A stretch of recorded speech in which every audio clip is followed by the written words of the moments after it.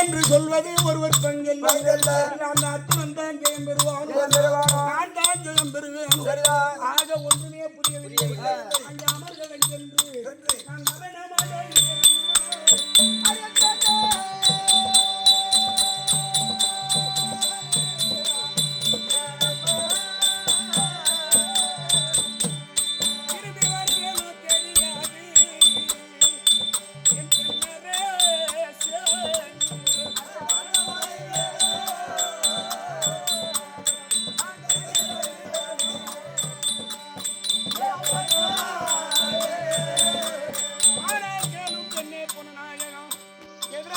இருக்கக்கூடிய அர்ஜுனன் கைகனைப்பட்டு நான் தான் மரணம் அடைந்து இந்த பாராய பிரபஞ்சத்திலே அந்த கட்டையை ஏகமாக நான் சாய்ந்து மடிந்த உடனே அப்பொழுது எதிராளியாக ஏற்பட்ட பாரானது என் சிரமத்தில் விழுந்த பின்னே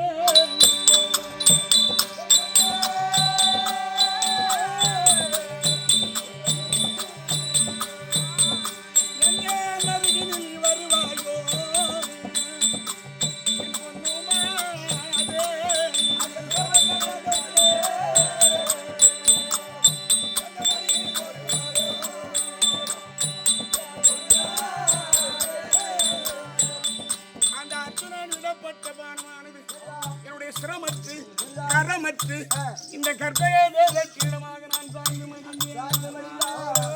அன்றைய தினத்திலே நம்மை தாலி கட்டிய கருணாபிஷேகம் அப்படி என்று ஓடோடி வருவாயோ மார்போடு அமைப்பாயோ அப்படி என்பதற்காக நான் வரவில்லை. இந்த செஞ்சோத்து கடனை தீர்ப்பதற்காக அதாவது ஒரு பிள்ளையானவன் பிறக்க நேரத்தில் பிறப்பிலியாயிருக்கிறது அதே வளர்க்கக்கூடிய இடம் சரியில்லை என்றால் அந்த பிள்ளை தவறானதை செய்கிறது. கேவலம் இந்த பாயும் வயிற்றுக்காக தம்பியாகிய துரியோதனை இடத்திலே அண்டி இந்த செஞ்சோத்தை கடனை தீர்க்க போகிறேன். என் முகத்தில் விழிக்க வேண்டாம். அன்று கல்யாண மணமேடையில் கொடுத்தேனே அந்த கைதாம்பலம் என் முகத்தை பார்த்து ஓய்வா என்று நீ சொல்ல வேண்டாம். இந்த திரையை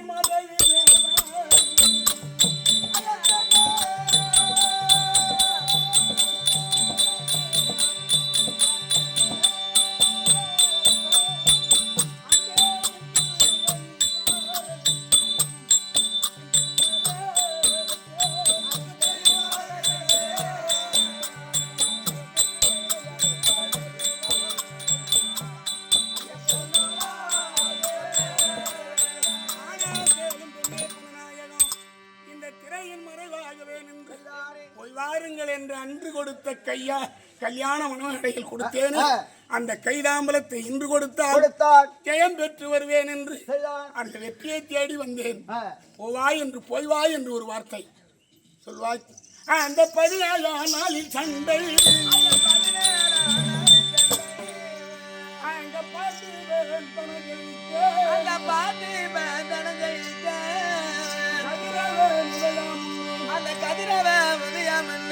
கண்டிப்பாய் போக வேண்டும். அந்த விதிப்பாயன் தன்னை காண யாராருக்கு என்ன நடக்கும் என்று யாராலும் சொல்ல முடியாது. அந்த விதிப்பாயன் தன்னை காண கேவானும் அறிய மாட்டான். மதிமுகமுடைய பெண்ணை மதித்து அழுதாராய்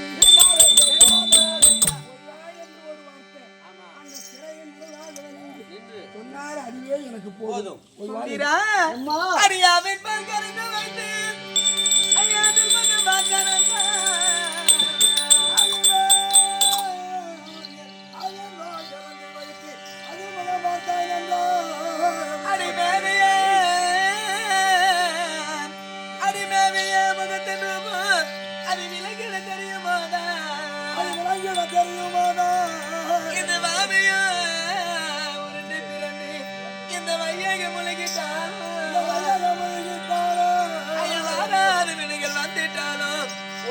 தெரியாமல் பேசலாமா?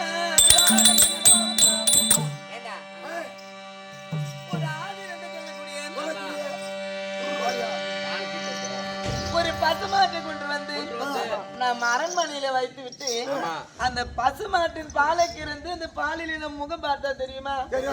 அல்லது பிரிட்டு வைத்து மறுநாள் காலையில பார்த்தா தயிராக இருக்கும். அதுல முகம் பார்த்தா தெரியுமா?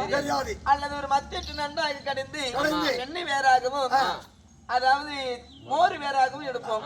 மோரில முகம் பார்த்தா தெரியுமா? அல்லது வெண்ணெயில பார்த்தா தெரியுமா?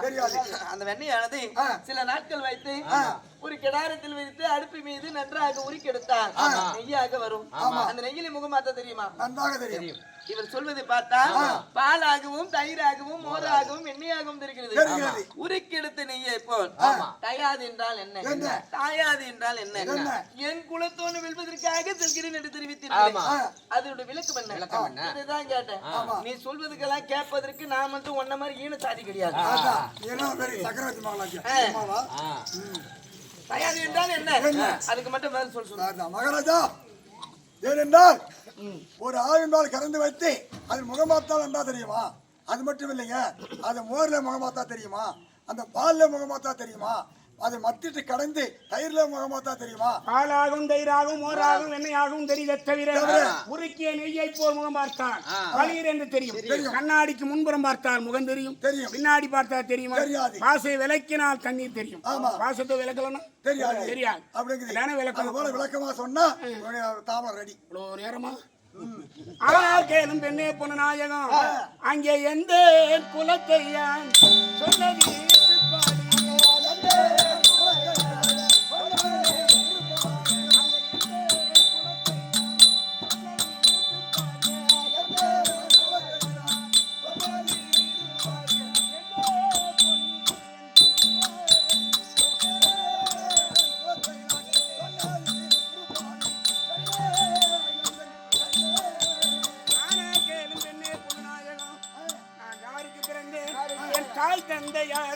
அப்படி என்ற விளக்கம் சொல்கிறேன், நன்றாக கேள். சொல்லுங்க. அடியாகத்தான் புலம் தருவாயோ என்பது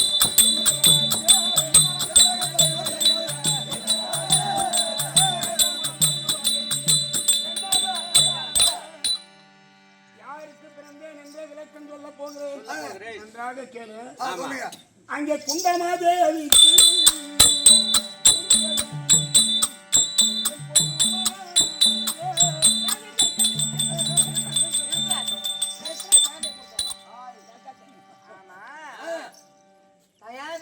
என்னன்னு நான் கேட்டேன்.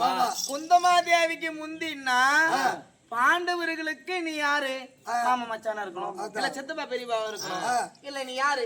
குந்தமாதேவிக்கு முந்தினா நீ பெரியப்பாவா சித்தப்பாவா மாமனா மச்சானா மானம் கட்டவன? குந்தமாதேவிக்கு முந்தினா யாரு? அது விளக்க சொல்லுங்க. விளக்க சொல்லுங்க. இல்ல பரவாயில்ல, சும்மா இல்ல சக்கரவர்த்தி மாவன் தெரியும். நம்ம வார்த்தையில கேக்குறதுக்கு நான் எனக்கு வேலை இல்லையா என்ன? எடுத்து போனா நாளைக்கு 1000 பேருக்கு சம்பளம் கொடுக்கணும். நாளைக்கு இங்க இருந்து புத்தந்தூர்ல இருந்து 100 பேர் எங்க வாழை தோட்டத்துக்கு வேலைக்கு வரேன்னு சொன்னாங்க.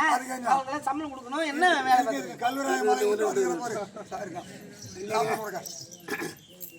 ஆனால் கேளும் பெண்ணே புனநாயகம், அதாவது குந்தமாதேவிக்கு அண்ணனும் கிடையாது, தம்பியும் கிடையாது.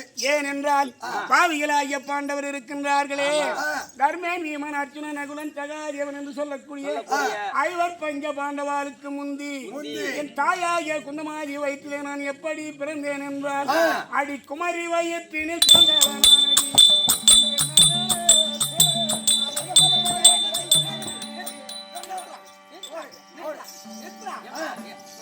நான் என்ன பண்ணுவேன்னு எனக்கு தெரியாது. நாலு பேசுறாரு, ஏதாவது மதியோட பேசுறாரா? ஒரு குமரியன் வயிற்றுல போய் பிறந்தாரா? குமரியன் வயசு சொல்றா. குமரியன்னா சின்ன வயசு. எத்தனை வயசு? முடிஞ்சு போனா ஒரு 15 வயசு இருக்கும். ஏண்டா, ஒரு குமரி என்பவர் 5 வயதுக்கு மேல்பட்டவர், 10 வயதுக்கு கீழ்பட்டவர். அதாவது வயதுக்கு வராத பெண் இருக்காங்க, அதுதான் குமரி. ஒரு குமரி வயதுக்கு வராத பிள்ளை போய் குழந்தை பெக்க முடியாது. கேவலம் நை விடுஞ்சா மதி இருக்கணும்.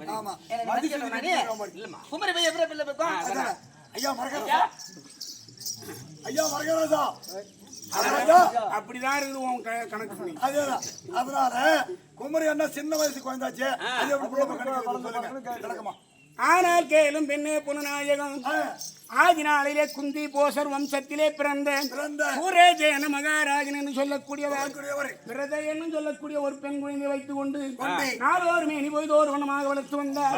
ஓர் நாள் தினத்திலே 66 முழ கோபமும் 22 நேத்திரங்களும் படைத்த தூர்வாக காலையிலே பிரச்சனமாகி ஏ சூரசேன நான் பெருத்த யாகம் செய்ய வேண்டும், எனக்கு பணிவிடைக்கு ஓர் ஆள் பாருமடா அப்படி என்று சூரஜேனிடத்திலே கேட்டபோது பார்த்தார் சூரஜேனன் ஆரை பணிவிடைக்கு ஆள் விடுவது இவர் சாபத்தில் சிறந்தவர், கோபத்தில் மிதந்தவர். அப்படி என்று உள்ளம் தடுமாறி பூமியை பார்த்த வண்ணமாக குன்னை எழுதி கொண்டிருந்தார்.